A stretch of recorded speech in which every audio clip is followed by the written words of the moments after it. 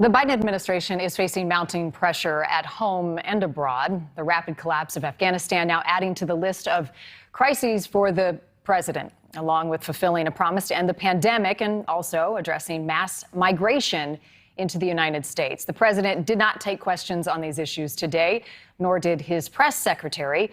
NewsNation political correspondent Allison Harris is live in Washington, D.C. tonight. Allison, damage control for the president and this administration must be kicking into high gear right now.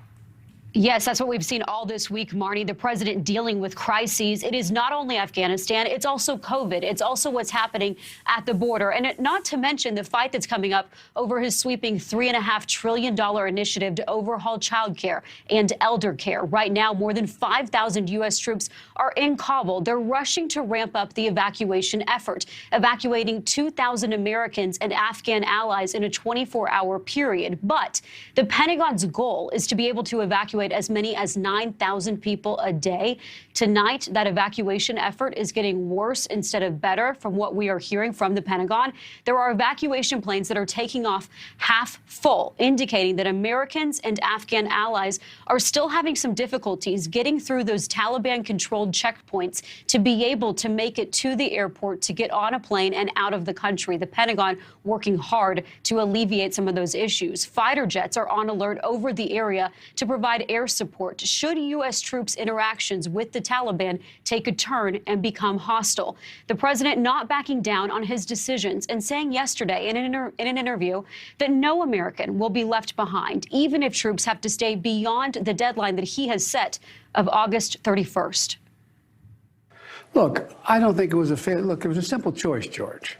When you had the government of Afghanistan, the leader of that government getting in a plane and taking off and going to another country, when you saw the significant collapse of the Afghan troops we had trained, up to 300,000 of them, just leaving their equipment and taking off, that was, that's what happened.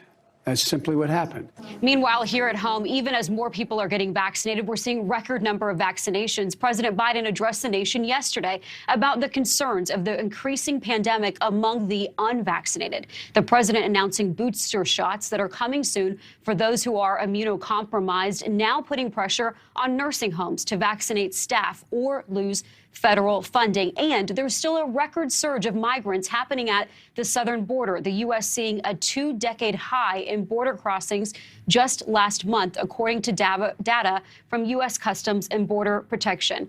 President Biden has given just 9 interviews since he has come into office. He has not answered reporters' questions during his last 2 times giving remarks this week.